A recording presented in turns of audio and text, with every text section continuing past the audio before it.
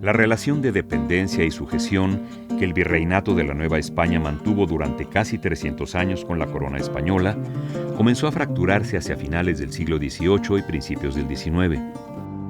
No se trató de un hecho fortuito, ni tampoco inmediato. Fue el resultado de un proceso previo de reflexión individual y colectiva y de la confluencia de una serie de factores que llevaron a este territorio y sus habitantes a nuevas y definitivas transformaciones.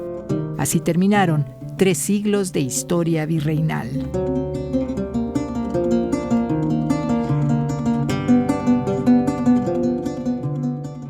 Es la Nueva España, principios del siglo XIX. El virreinato rebasa los 4 millones de kilómetros cuadrados, más del doble del actual territorio nacional. 90% de los habitantes, un poco más de 6 millones, se ubican en el centro y el sur, y las regiones del norte están casi vacías. La sociedad está compuesta por un variado mosaico racial. Es desigual y jerárquica, y está organizada en torno a sus diferencias. Se mueve con parsimonia bajo la mirada vigilante del poder virreinal y el poder de la Iglesia. Las principales actividades económicas son la minería, el comercio, la agricultura y la ganadería, y alrededor de ellas se han tejido grandes fortunas y fuertes grupos de poder. Los criollos son uno de los grupos raciales mayoritarios, súbditos con prerrogativas, aunque limitados ante los privilegios de los españoles.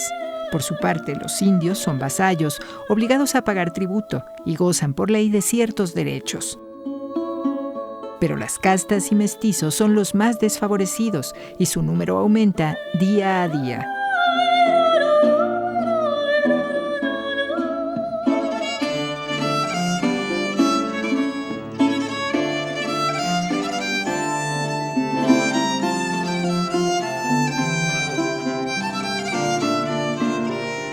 ¿Qué está pasando ahora? ¿Qué descontentos comienzan a redibujarse? ¿Qué ideas subrayan los novohispanos sobre su sociedad? ¿Cómo es que las diferencias ancestrales se están revelando como graves ofensas? La Nueva España, parte del vasto y poderoso Imperio Español, formalmente no es una colonia, sino un reino más, y la figura principal de su gobierno es el virrey, representante directo del monarca. Por siglos, los novohispanos más poderosos, con discreción y argucias, han hecho valer esa distinción y han podido fortalecer sus privilegios. Al otro lado del océano, la Casa Borbón, que heredó la corona desde principios del siglo XVIII, plantea estrategias para controlar a sus territorios americanos y obtener de ellos ganancias millonarias. Para conseguirlo, impone reformas que dejan ya sentir sus efectos. Las arcas de la Nueva España se desangran rápidamente ante las exigencias de la corona, urgida por solventar los altísimos gastos de sus guerras con las otras potencias europeas. Y aunque la sociedad novohispana comienza a resentirlo, el ritmo de los días se mantiene al interior de las casas y también en el movimiento intenso de las calles, en las actividades cotidianas, en la vendimia, los espectáculos y las fiestas. La alta sociedad novohispana se preocupa seriamente por la moda y procura no rezagarse con respecto a lo que sucede en Europa. En la segunda mitad del siglo XVIII llega, aunque con algún retraso, el afrancesamiento en los atuendos con ricos brocados y encajes. Los caballeros usan pelucas, símbolo del más refinado estatus, pero 50 años más tarde se vuelven anticuadas. Las damas bajan sus escotes, pero los cubren pudorosamente con gasas y logran una figura acinturada con corsés muy ceñidos. La ropa es cara y muy difícil de lavar. Forma parte de la herencia familiar, junto con las joyas y los objetos personales de fina hechura. Vestirse bien es costoso. Las casonas de los centros urbanos y los cascos de las ricas haciendas requieren de un elevado gasto para su manutención. Amueblar las casas elegantes implica una fortuna. Cortinajes, armarios y biombos, arcones y tapices, juegos de mesa y platería. El alto gasto también incluye a los carruajes y caballos y el mantenimiento de una numerosa servidumbre. No se escatima. Todo lo que se ostenta consolida la posición social. De las paredes de las casas elegantes penden bellos retratos, símbolos indispensables de buena posición. Los retratos de cuerpo entero, acompañados de grandes textos que destacan la pertenencia del retratado a una familia noble o el sitio que ocupa dentro de una influyente corporación, como la iglesia, la universidad o el consulado de comerciantes, comienzan a ser sustituidos por sobrios y elegantes retratos de medio cuerpo en los que solo el rostro y la actitud hablan del personaje. No es únicamente un cambio en el gusto, es una transformación en la mentalidad. La idea del individuo, la persona con valores propios e intereses particulares, comienza a desplazar la doctrina de la añeja sociedad virreinal. El mundo entero está cambiando. La cultura europea vive la corriente de pensamiento conocida como la Ilustración, basada en una confianza plena en la razón y el conocimiento.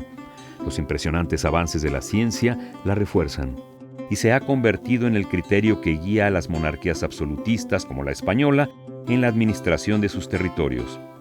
Este signo de modernización y progreso también se hace presente en diferentes ámbitos de la vida novohispana. En la economía, un gran desarrollo minero se viene dando y se empiezan a formar en estos territorios técnicos e ingenieros metalúrgicos actualizados, lo que propicia la apertura del Real Seminario de Minería y se construye para ellos uno de los edificios más modernos de la capital, el Palacio de Minería.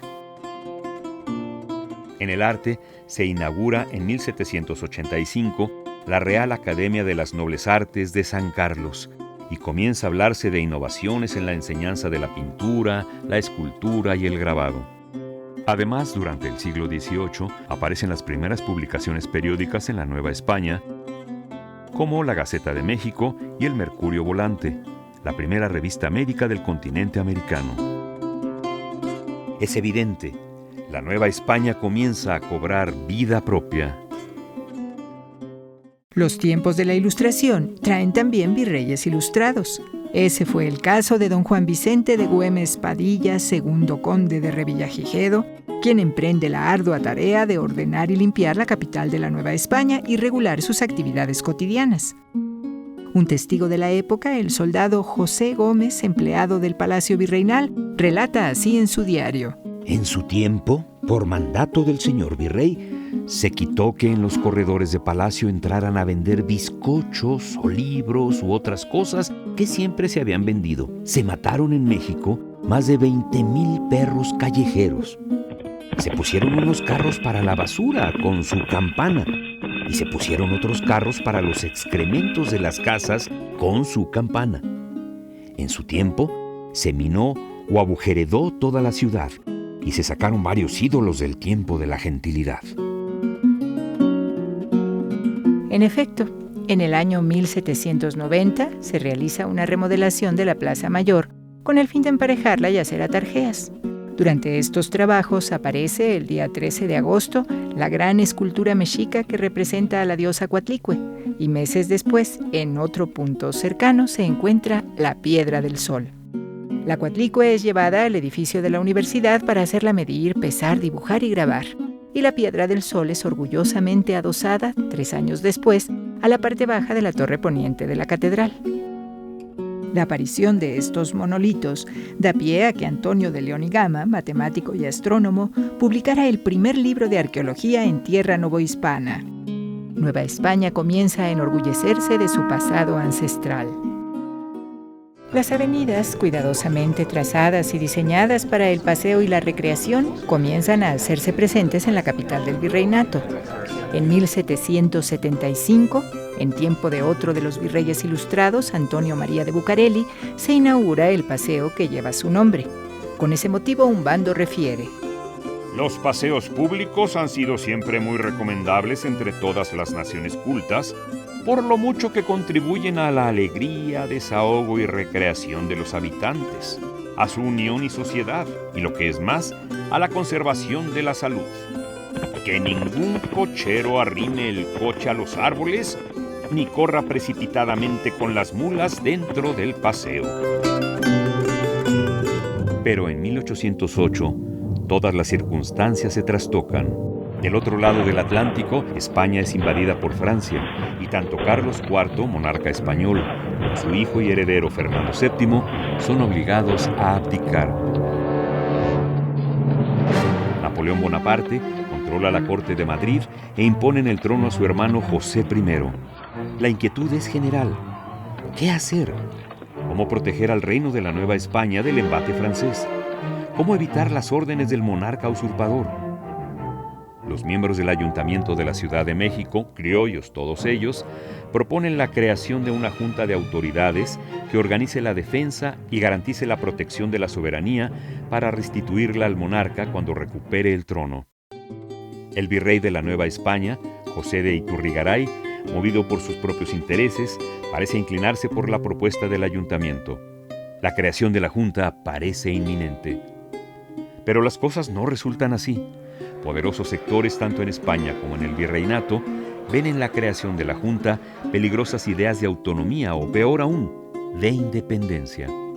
Una silenciosa conspiración comienza a fraguarse. Con sigilo se prepara el golpe. Finalmente, en la noche del 15 al 16 de septiembre de 1808, el virrey Iturrigaray es hecho prisionero y destituido. Se detiene también a los principales miembros del ayuntamiento y uno de ellos, el licenciado Francisco Primo de Verdad y Ramos, aparece muerto en su celda poco después. Los acontecimientos de 1808 dividen a las élites novohispanas, sacan a la luz antiguas ofensas y hacen más visibles las limitaciones e injusticias que se padecen, como la restringida participación de los criollos en los puestos públicos, la acotada influencia de la Iglesia novohispana, o el monopolio de la corona en algunas ramas sumamente lucrativas de la actividad económica, además de la reducción del control de la Nueva España sobre sus territorios provinciales con la creación del sistema de intendencias, el envío de funcionarios venidos de la península y el empobrecimiento cada vez mayor de los pueblos de indios. A esto se suma el impacto de la que es, quizá, la medida más impopular de cuantas ha dictado la corona española. En 1804 se decreta la consolidación de vales reales, una real cédula que obliga a la Iglesia, la gran financiadora de todas las empresas novohispanas, a cobrar los préstamos de sus acreedores y entregar ese cuantioso capital a la corona. Hay ruina y descontento.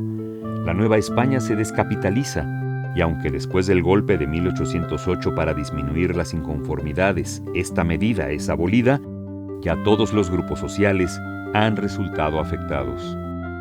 En los 2 años siguientes a 1808, la vida parece seguir su curso normal, pero en ciudades como Valladolid de Michoacán, Querétaro y San Miguel el Grande, los criollos de la alta sociedad comienzan a conspirar y a discutir los asuntos del gobierno bajo la apariencia inocente de unas simples tertulias literarias.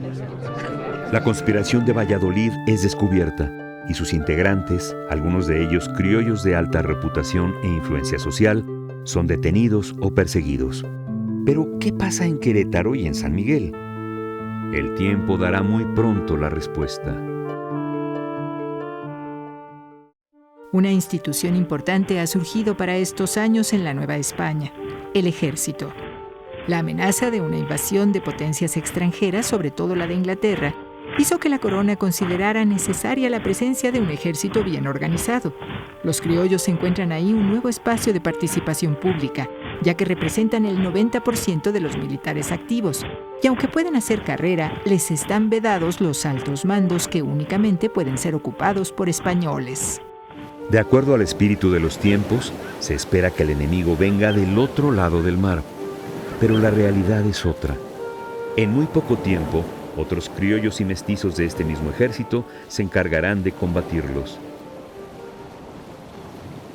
Los novohispanos siguen buscando su lugar en ese mundo cambiante, pero los desacomodos sociales continúan. En el ámbito rural, el espacio central lo ocupan las haciendas. Desde las últimas décadas del siglo XVIII, su expansión, el empobrecimiento de los pueblos y la división de tierras propiciaron la migración y el crecimiento de las ciudades. Pobres e indigentes llenan los caminos y las calles. Se ven mendigos por todos lados, afuera de las iglesias y a las puertas de las casas. Semidesnudos y desprotegidos, innumerables indios y castas comparten la miseria. El problema de la embriaguez se agudiza entre las clases menesterosas. Se consume tepache, pero el pulque es la bebida popular por excelencia. Llega a la capital desde las haciendas magueyeras cercanas y es un gran negocio. No faltan sus vendedores de a pie, sin autorización, y se ofrece hasta en el paso de las procesiones. Abundan las pulquerías, pequeñas y grandes, abarrotadas. Admiten a hombres y a mujeres, y en ellas está permitido servir alimentos, disfrutar de música y bailes, jugar a los naipes, aunque muchas veces el ambiente relativamente tranquilo acaba en escenas de violencia. Pásele a beberse un pulque aquí en la Alamerita, la Maravilla, la Navarra, la Tumbaburros. Pásele. El mercado de la Ciudad de México es el más grande e importante del virreinato, incluso del Imperio Español en América, con una impresionante demanda de comestibles. La carne de res es la más barata y corriente. En cambio, la de carnero tiene un especial aprecio y se le considera saludable. Cerdo, aves y pescados son también apreciados. El pan se distingue por su calidad y peso. Los hay finos y caros, de bajo peso, y también el llamado pan vaso o pan bajo, de calidad inferior y mayor peso. Pero el pan no solo se consume fresco, sino también duro, en preparación de guisos y sopas. Se tuesta el pan de un día para otro. Se revuelve en un plato el apio y perejil picados y esto se pondrá sobre el pan para echarle caldo, pimienta, nuez moscada, canela y clavo en polvo y se sazona con sal entre dos fuegos. La comida es una suculenta combinación de culturas, elemento de arraigo y también de identidad. El comercio implica a todos los grupos sociales en un ir y venir de compradores y marchantes. Además de los alimentos, granos, verduras y carne, se puede encontrar cualquier cosa en las tiendas o en los cajones del parián. Lo mismo sombreros que ungüentos, ropa usada y nueva, pieles, mercaderías regionales o importadas, de lujo o indispensables. Muchas mujeres del pueblo abren sus cocinas junto a sus puertas o en pequeñas accesorias. Venden tamales en las mañanas y más tarde toda clase de guisos como chiles rellenos y res adobada. Las calles y las esquinas están llenas de olores apetitosos. Forasteros y gente de paso buscan lugares para comer y dormir a precio bajo cuando no tienen dinero para pagar los mesones. La población más pobre se alimenta en puestos de la calle, ya que en sus casas el hacinamiento hace prácticamente imposible poner cocinas y lugares especiales para comer. En las mañanas, poco a poco, la plaza mayor de la capital de la Nueva España comienza a llenarse de la vendimia. Numerosos canales son navegados para transportar los productos del campo. Las atoleras llegan con sus enseres junto con la multitud de arrieros y comerciantes, mientras otros vendedores acomodan sus frutas en sus puestos para despertar el gusto por comprarlas y disfrutarlas. Diariamente, unos 20,000 individuos pasan por esta plaza. El panorama cotidiano de la ciudad incluye también los castigos que se aplican, en muchos casos, en la Plaza Mayor, el Palacio de los Virreyes o el Mercado, donde puede verse alguna persona encadenada en el cepo o picota para su vergüenza pública, ya sea por delitos menores o inmoralidades.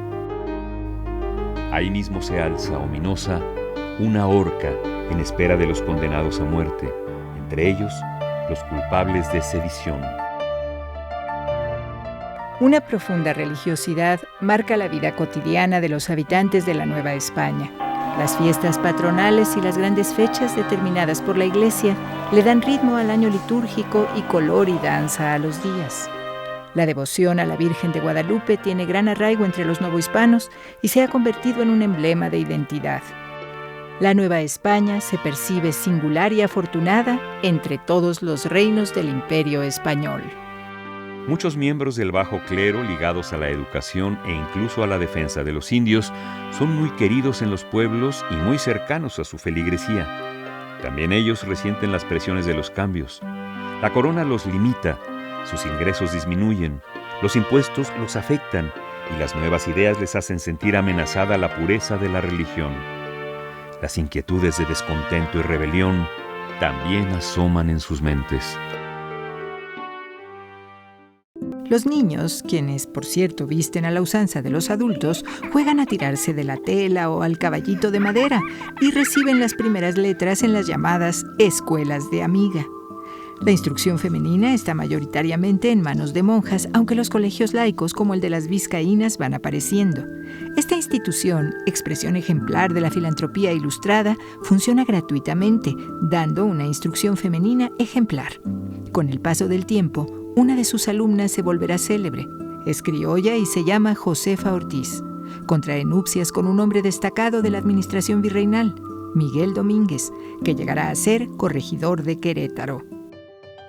Josefa Ortiz de Domínguez está embarazada por 7ª vez y es anfitriona junto con su esposo, Miguel Domínguez, de una tertulia semanal que se celebra en su domicilio de la ciudad de Querétaro. Discuten la creación de un gobierno autónomo en la Nueva España y convienen en que, para lograrlo, solo hay una vía: la insurrección.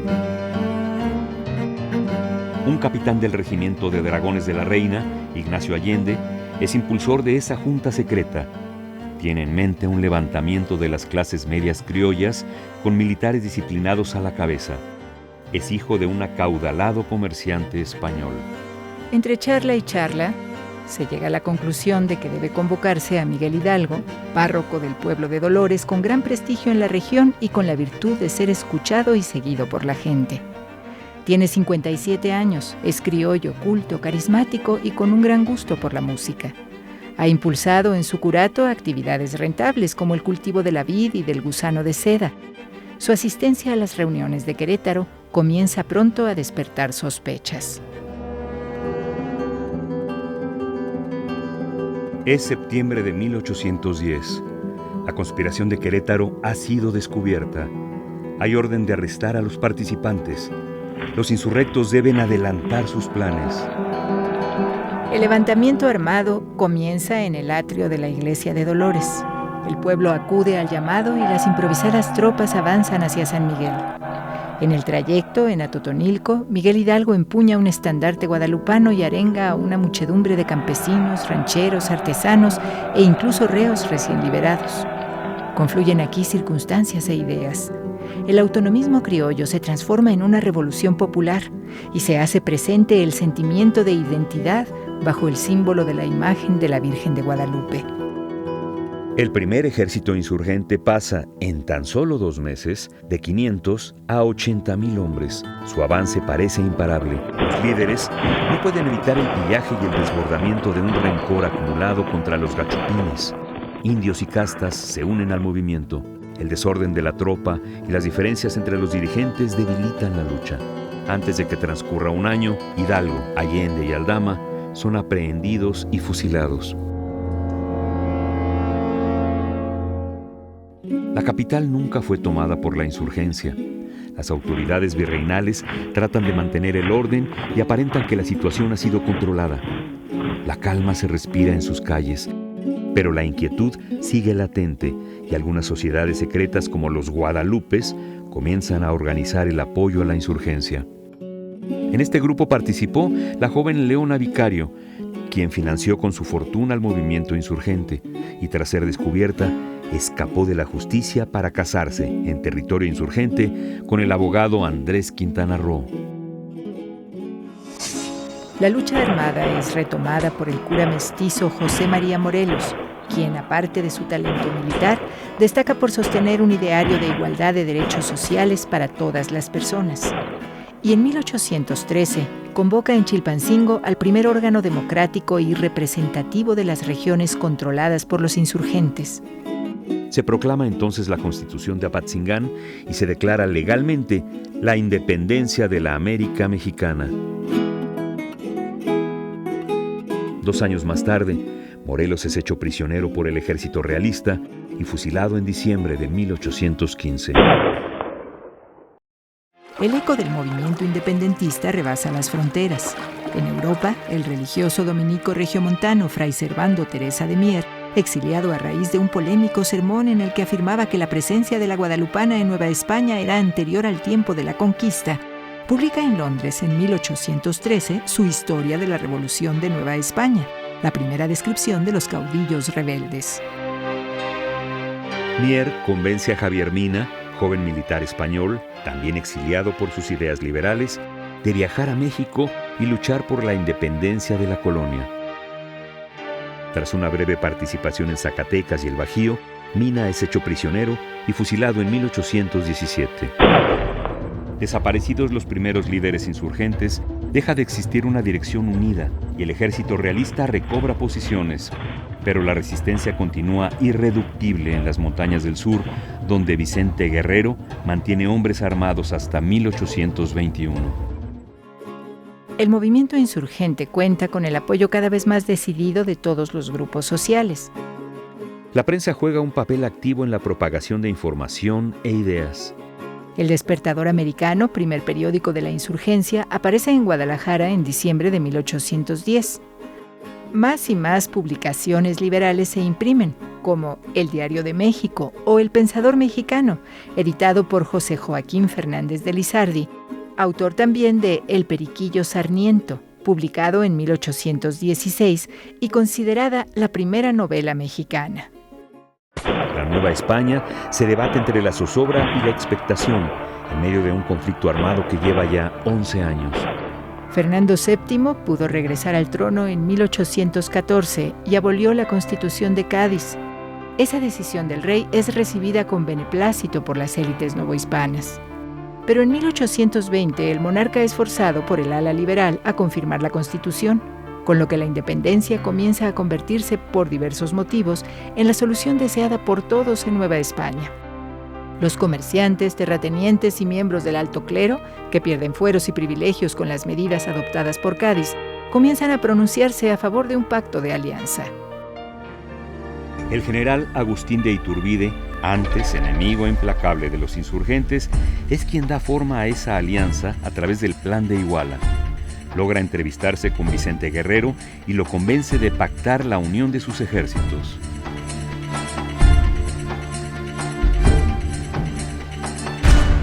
Todavía fue enviado un último virrey, Juan O'Donoghue, hombre de ideas liberales que acepta los acuerdos que daban fin al régimen virreinal. En ellos se reconoce una nación soberana que se llamará en lo sucesivo Imperio Mexicano, es decir, una moderna monarquía constitucional. Es el 27 de septiembre de 1821, una jornada de inmenso júbilo popular. El ejército de las tres garantías, bajo los conceptos de religión, independencia y unión, con Iturbide, Guerrero y O'Donoghue al frente, hace su entrada triunfal en la Ciudad de México. La Nueva España ha muerto. Es el primer día en la vida del México independiente. Muchas preguntas quedan en el aire. ¿Cómo se conseguirá el reconocimiento internacional? ¿Cómo se resolverán las diferencias de la sociedad? ¿Cómo se construirá la nación mexicana? ¿Y cómo se logrará que los antiguos súbditos novohispanos se conviertan en ciudadanos mexicanos? Las respuestas se conocerán con la historia de los años posteriores.